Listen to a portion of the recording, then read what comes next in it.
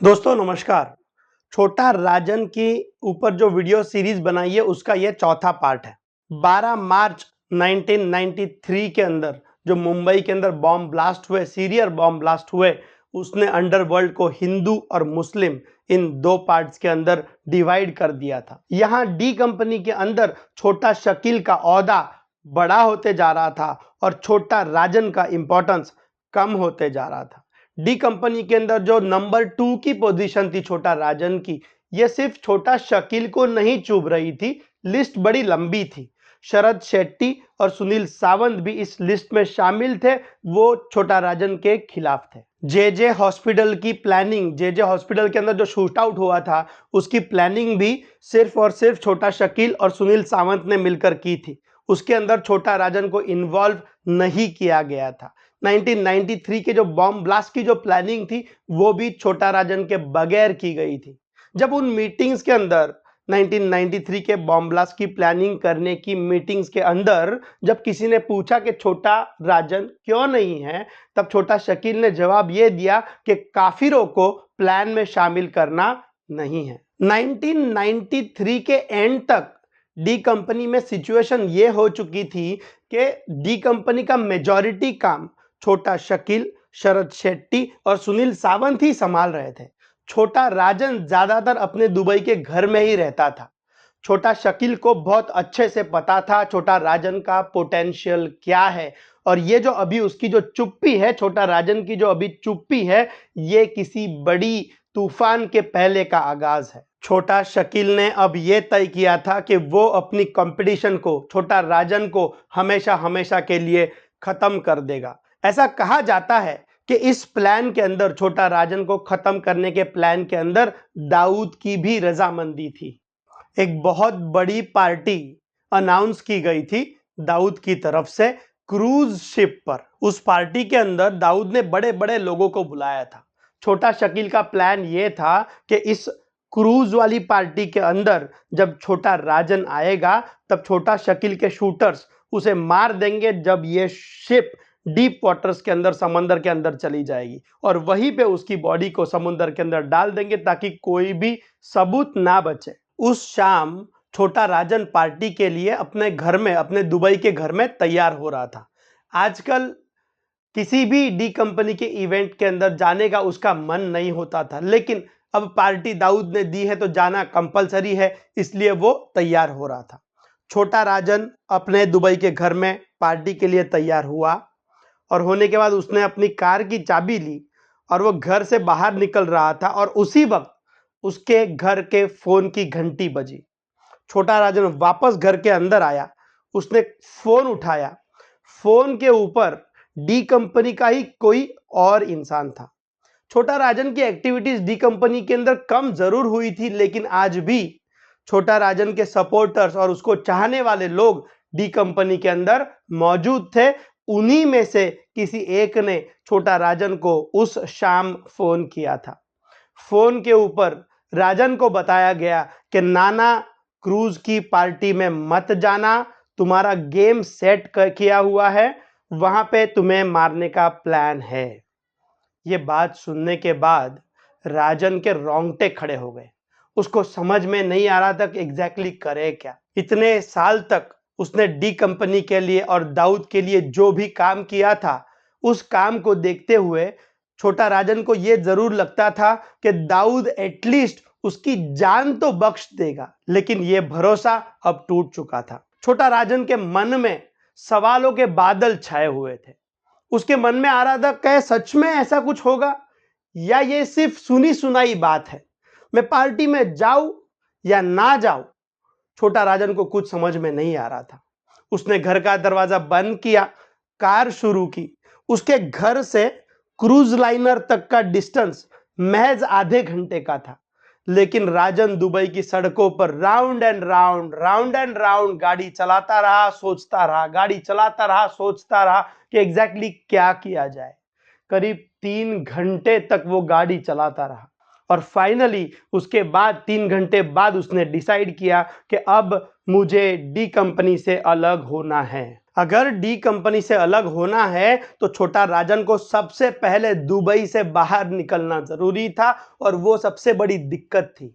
उस वक्त के यूएई के रूल्स, यूनाइटेड अरब एमिरेट्स के जो रूल्स थे, उन रूल्स के हिसाब से जो भी व्यक्ति यूएई के अंदर आके रहता था जो कि यूएई का सिटीजन नहीं है, उसको अपना पासपोर्ट यूएई के किसी सिटीजन के पास रखना पड़ता था। और यह सबसे बड़ी दिक्कत थी छोटा राजन के लिए। जब डी कंपनी ने अपना बेस दुबई शिफ्ट किया, तब जितने भी लोग थे डी कंपनी के जो शिफ्ट हुए दुबई के अंदर दाऊद को छोड़ के, उन सब के पासपोर्ट्स यूएई के कुछ शेखों के पास रखे हुए थे। छोटा राजन का पासपोर्ट भी किसी शेख के पास रखा हुआ था और इसीलिए छोटा राजन बिना पासपोर्ट के दुबई से बाहर नहीं जा सकता था। और ये बात ऐसी थी, इसी चीज की वजह से छोटा शकील और दाऊद भी रिलैक्स थे। उनको पता था कि चाहे जो हो जाए, छोटा राजन दुबई के बाहर तो जा नहीं सकता। छोटा राजन मन में सोचने लगा कि इसके ऊपर क्या सॉल्यूशन निकाला जाए। अगर वो दुबई से बाहर नहीं निकलेगा तो वो मारा जाएगा, ये तय था। और उसी वक्त छोटा राजन को याद आई उस इंडियन ऑफिसर की जिसे वो कुछ साल पहले एक पार्टी में मिला था।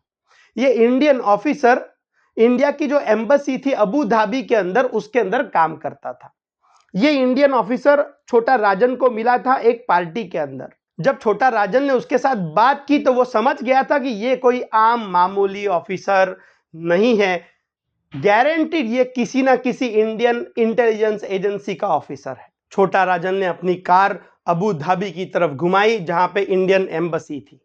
इंडियन एम्बेसी के गेट के ऊपर जो गार्ड्स खड़े थे, उन गार्ड्स को छोटा राजन ने बताया उस ऑफिसर का नाम और उन्होंने कहा कि एक अर्जेंट काम है और मुझे इन ऑफिसर के साथ जरूरी काम है और मुझे मिलना है। जब तक वो ऑफिसर आया नहीं तब तक छोटा राजन इंडियन एम्बेसी के अंदर बैठा रहा।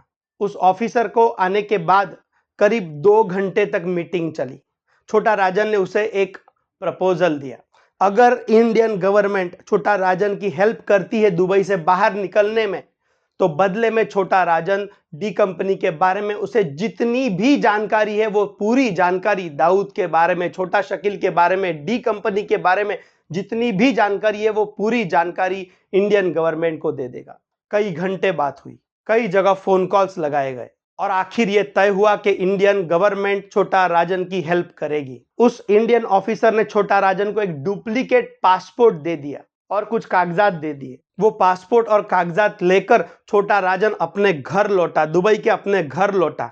कुछ जरूरी चीजें ले ली और बहुत सारी कैश ले ली छोटा राजन ने और वहां से वो सीधा एयरपोर्ट के लिए रवाना हो गया। एयरपोर्ट पर उसने फ्लाइट पकड़ी। उसका पहला स्टॉप था काठमांडू, नेपाल के अंदर का काठमांडू उसका पहला स्टॉप था। उस स्टॉप के ऊपर उसे और कोई इंडियन ऑफिसर्स मिले, उसे और कुछ डॉक्यूमेंट्स दिए गए और वहां से फिर वो गया मलेशिया की राजधानी कुआलालंपुर। इस तरफ पार्टी के अंदर जब छोटा राजन नहीं दिखाई दिया तब छोटा शकील थोड़ा नाराज हो गया था, लेकिन उसके मन में भी वही बात थी कि पासपोर्ट तो छोटा राजन के पास है नहीं, तो वो दुबई के बाहर तो जा नहीं सकता, तो छोटा राजन को बाद में देख लेंगे, ये बात उसके मन में थी। करीब करीब 2 दिन तक छोटा शकील और दाऊद को ये बात की भनक ही नहीं पड़ी थी कि छोटा राजन दुबई से निकल चुका है। लेकिन ये बात जब पता चली तो अब दाऊद के पैरों तले की जमीन खिसक गई। उसको पता था उसने कौन सी और कितनी बड़ी गलती की है। छोटा राजन को डी कंपनी के बारे में ऑलमोस्ट सब कुछ पता था। डी कंपनी के इंटरनेशनल रिलेशंस, इंटरनेशनल माफियाओं के साथ उनके जो भी ट्रांजैक्शंस थे, इंडिया के अंदर उनके जो बैंक अकाउंट्स थे, बैंक लॉकर्स थे, बेनामी प्रॉपर्टीज थी, यह सब कुछ छोटा राजन को पता था। दाऊद ने कई बार अलग अलग इंडियन पॉलिटिशियंस के लिए कुछ काम किए हुए थे, उसके बहुत अच्छे रिश्ते थे, ये बात भी छोटा राजन को पता थी। मुंबई पुलिस के अंदर कुछ टॉप रैंक पुलिस ऑफिसर्स जो दाऊद के डायरेक्ट टच में थे, ये बात भी छोटा राजन को पता थी। छोटा राजन को इग्नोर करना दाऊद की सबसे बड़ी गलती थी। अमूमन तौर पे दाऊद के प्लान्स बहुत मैच्योर्ड होते थे, वो आगे की सोच के चलता था, लेकिन छोटा राजन के मामले में उसके हाथों गलती हो चुकी थी जिसका हर्जाना दाऊद को और डी कंपनी को अगले कई साल तक भुगतना पड़ने वाला था। कुआलालंपुर पहुंचने के बाद तैयारी शुरू की गई डी कंपनी को खत्म करने की।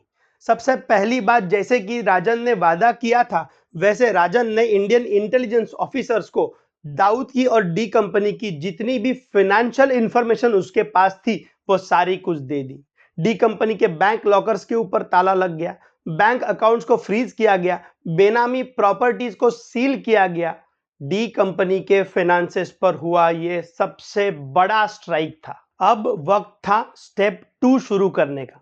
स्टेप 2 ये थी कि छोटा राजन ने छोटा शकील और डी कंपनी के जितने भी सपोर्टिव बिजनेसेस थे, बिल्डर्स थे, होटेलियर्स थे, उन सब को कॉल करके प्रोटेक्शन मनी मांगना शुरू किया। 1994 से लेके करीब करीब सन 2000 तक का जो टाइम पीरियड था, ये मुंबई के बिजनेसमैन के लिए बहुत ही बुरा वक्त था। जो बिजनेसेस डी कंपनी को प्रोटेक्शन मनी देते थे, उनको छोटा राजन की तरफ से कॉल आने लगा, अगर पैसा दो तो भी मौत, पैसा ना दो तो भी मौत। जैसे छोटा राजन ने डी कंपनी के सपोर्टर्स को कॉल करना शुरू किया था, वैसे ही छोटा शकील ने भी छोटा राजन के जो सपोर्टेड बिजनेसेस थे उन सबको कॉल करना शुरू कर दिया था। मुंबई का एक बहुत बड़ा बिल्डर था जिसका नाम था ओम प्रकाश कुकरेजा।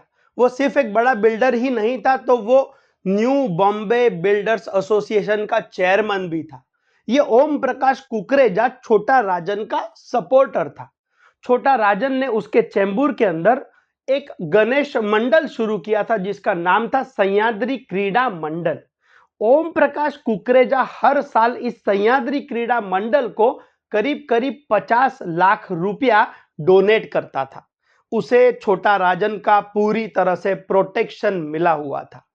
इस ओम प्रकाश कुकरेजा को छोटा शकील ने कॉल किया और प्रोटेक्शन मनी की डिमांड की। ओम प्रकाश कुकरेजा ने पैसा देने से साफ मना कर दिया। उतना ही नहीं तो उसने अपनी प्राइवेट सिक्योरिटी भी बढ़ा दी। 18 सितंबर 1995 का वो दिन था जिस दिन सलीम हड्डी और राजू इगरे, ये दो छोटा शकील के लोग ओम प्रकाश कुकरेजा के ऑफिस में घुसे और उसे गोलियों से छलनी कर दिया। ये लोग ओम प्रकाश कुकरेजा को सिर्फ मार के नहीं रुके, तो उसके ऑफिस के अंदर जितना स्टाफ था उस पूरे स्टाफ को उन्होंने मार दिया। छोटा शकील इस हत्याकांड के जरिए पूरी मुंबई की बिजनेस कम्युनिटी को मैसेज भेजना चाहता था कि जो भी छोटा राजन को सपोर्ट करेगा उसका ये हाल होगा। कुकरेजा मर्डर से छोटा राजन हिल चुका था। ओम प्रकाश कुकरेजा उसके लिए बहुत क्लोज था और इसीलिए कुकरेजा के मर्डर का महज 2 महीने के अंदर छोटा राजन ने बदला ले लिया। 1990 के बाद हिंदुस्तान की इकोनॉमी ओपन हो चुकी थी। बड़े पैमाने पर फॉरेन कंपनियां और फॉरेन फंडिंग इंडिया के अंदर आ रहा था। कई सारे सेक्टर्स प्राइवेट सेक्टर के लिए ओपन किए गए थे। ऐसे में इंडिया के अंदर एक शख्स ने एक नई प्राइवेट एयरलाइन शुरू की। उस एयरलाइन का नाम था ईस्ट वेस्ट एयरलाइन और उस बंदे का नाम था वाहिद। एयरलाइन शुरू करना कोई छोटा मोटा बिजनेस नहीं था, उसके लिए बहुत सारा पैसे की जरूरत थी। ऐसा कहा जाता था कि ईस्ट वेस्ट एयरलाइंस के अंदर दाऊद का बहुत बड़ा इन्वेस्टमेंट लगा हुआ था। ईस्ट वेस्ट एयरलाइंस से हर साल डी कंपनी को बहुत सारा मुनाफा हो रहा था। सबसे बड़ी बात यह थी कि ईस्ट वेस्ट एयरलाइन दाऊद के लिए ब्लैक मनी को वाइट करने की मशीन बन गई। उसके अलग अलग जितने भी काले धंधे थे, वहां से जो भी पैसा आता था उस पैसे को ईस्ट वेस्ट एयरलाइंस के जरिए वो ब्लैक का वाइट बना देता था। कुकरेजा की हत्या हुई थी सितंबर 1995 में। तब से लेके महज 2 महीनों के अंदर 13 नवंबर 1995 के दिन इस वाहिद को, ईस्ट वेस्ट एयरलाइंस के चेयरमैन वाहिद को छोटा राजन ने मार दिया। ना कोई फोन कॉल, ना कोई एक्सटॉर्शन कॉल, ना कोई धमकी, सीधा मर्डर कर दिया गया क्योंकि वो दाऊद का सपोर्टर था और दाऊद को फंडिंग प्रोवाइड करता था। इसी मर्डर के साथ शुरू हुई एक लंबी मर्डर्स की लिस्ट। छोटा शकील की तरफ से राजन के सपोर्टर्स को मारा गया, राजन की तरफ से छोटा शकील के सपोर्टर्स को मारा गया।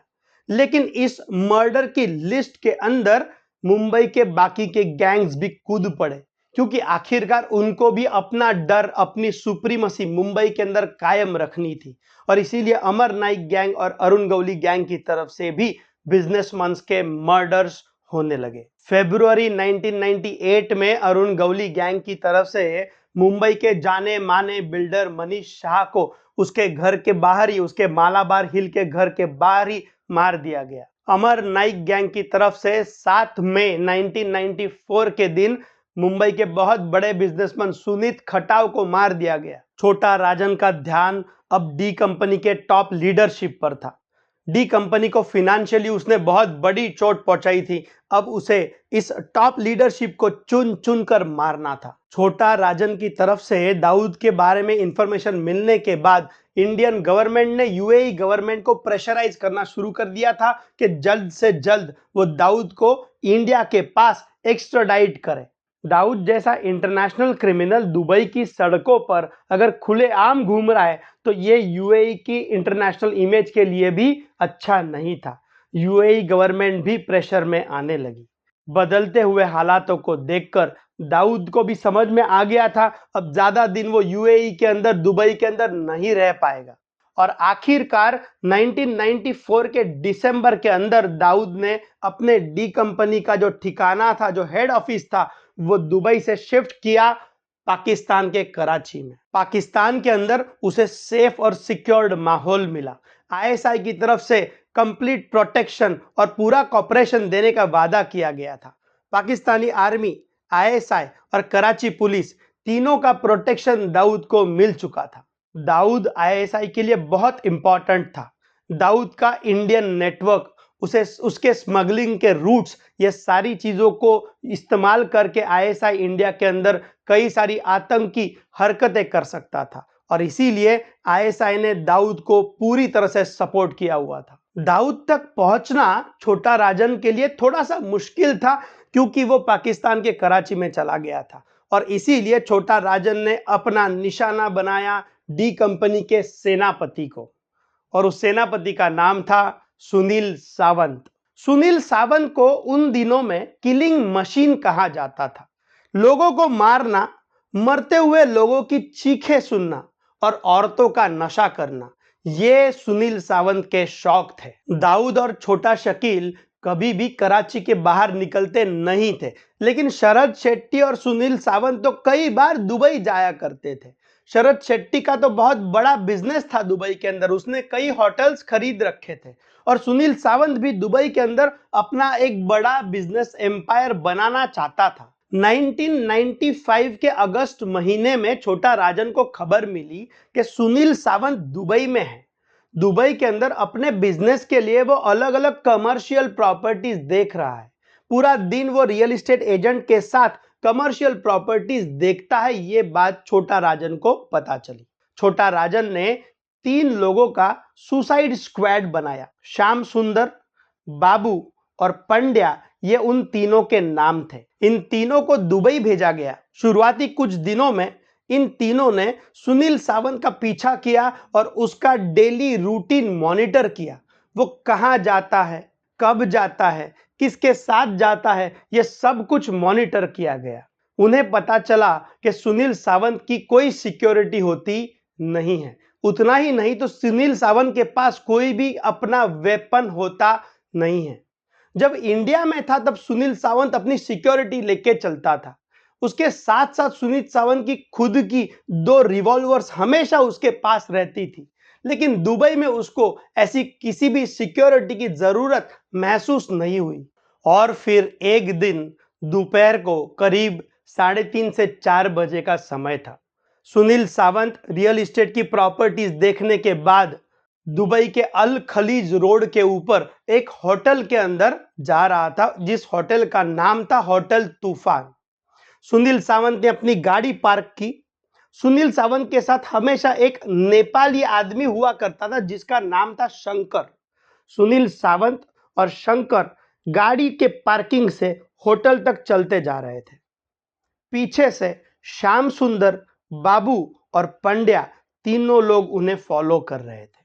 तीनों के हाथ में AK-47 थी। जब सुनील सावंत ने पीछे मुड़कर देखा तो उसके आंखों पर उसका भरोसा नहीं बैठ रहा था। उसे पता चल गया था कि ये तीनों उसे मारने आए हैं। जैसे ही सुनील सावंत ने पीछे देखा, इन तीनों ने सुनील सावंत पर गोलियां चलानी शुरू कर दी। सुनील सावंत भागते हुए होटल के अंदर घुस गया। तीनों लोग होटल के अंदर घुस गए और गोलियां चलाने लगे। सुनील सावंत ने अपना सबसे भरोसेमंद आदमी जो था शंकर, उसे आगे कर दिया। शंकर की बॉडी गोलियों से छलनी हो चुकी थी। शंकर को ढाल बनाकर सुनील सावंत उस होटल से निकला और रास्ते पे दौड़ने लगा। वो जख्मी हो चुका था, उसे बहुत सारी गोलियां लग चुकी थी। तीनों लोग उसका पीछा कर रहे थे। तीनों को यह समझ में आ गया था उसके पास कोई भी वेपन नहीं है। तीनों लोग उसके सामने आए और सामने से गोलियां मारी। शायद उतना काफी नहीं था, तो जब सुनील सावंत अपनी आखिरी सांसें गिन रहा था, तब श्याम सुंदर ने अपने चाकू से सुनील सावंत का गला काट दिया। इतनी बेरहमी से सुनील सावंत को मारा गया। सुनील सावंत डी कंपनी का बहुत इंपॉर्टेंट एसेट था। उसके जाने से दाऊद को बहुत बड़ा शॉक लगा था। सुनील सावंत को खत्म करने के बाद छोटा राजन ने अपना निशाना ऐसे एक शख्स के ऊपर लगाया जिसके मरने की वजह से डी कंपनी के स्मगलिंग बिजनेस पर बहुत बड़ी आंच आने वाली थी। डी कंपनी का एक ठिकाना था नेपाल के अंदर। इंडिया और नेपाल की बॉर्डर के ऊपर उत्तर प्रदेश के करीब नेपाल की साइड पे एक ठिकाना था डी कंपनी का, और यहीं से ड्रग्स, जाली नोट्स और हथियार हिंदुस्तान के अंदर लाए जाते थे। नेपाल का एक पॉलिटिशियन था मिर्जा दिलशाद बेग। ये पॉलिटिशियन दाऊद का दोस्त था, डी कंपनी का बहुत करीबी था, और नेपाल के अंदर डी कंपनी को पूरी तरह से सपोर्ट देने का काम मिर्जा दिलशाद बेग करता था। छोटा राजन ने मिर्जा दिलशाद बेग को मारने का काम अपने सबसे भरोसेमंद शूटर्स रोहित वर्मा और करण सिंह को दे दिया। वो दिन था 29 जून 1998 का। इस दिन दिलशाद बेग अपनी दूसरी बीवी के घर जा रहा था अपने कार से। उसकी दूसरी बीवी काठमांडू के बाजू में एक सबर्ब है जिसका नाम है सिफल। इस सिफल के अंदर उसकी दूसरी बीवी रहती थी और वहीं पे वो जा रहा था। जैसे ही दिलशाद बेग की गाड़ी उसके दूसरे बीवी के घर के सामने रुकी और वो गाड़ी से उतरा, रोहित वर्मा और करण सिंह ने उसके ऊपर फायर करना शुरू कर दिया। करीब 12 गोलियां उसकी बॉडी में लग गई और Dilshad Beg on the spot खत्म हो चुका था। सुनील सावंत और दिलशाद बेग का जाना डी कंपनी के लिए बहुत बड़ा झटका था। इसके पहले कि दाऊद कोई पलटवार करे, छोटा राजन ने तय किया कि वो अब खुद दाऊद को ही अपना निशाना बनाएगा। 2 अलग अलग प्लान्स बनाए गए दाऊद को मारने के। उसमें से एक प्लान में तो खुद उस वक्त के इंटेलिजेंस ब्यूरो के चीफ अजीत डोवाल इन्वॉल्व थे। क्या वो प्लान सक्सेसफुल हो पाए? छोटा राजन को कब, कहां और कैसे अरेस्ट किया गया? उसको सच में अरेस्ट किया गया था या वो खुद अरेस्ट होना चाहता था? यह सब कुछ देखेंगे अगले वीडियो में। तब तक वीडियो को जरूर लाइक कीजिएगा ताकि ज्यादा से ज्यादा लोगों तक ये वीडियो पहुंचे। चैनल को जरूर सब्सक्राइब कीजिएगा और बेल बटन जरूर दबाइएगा ताकि अगला वीडियो जब अपलोड हो तो उसका नोटिफिकेशन आपको तुरंत मिल जाए। Thank you so much.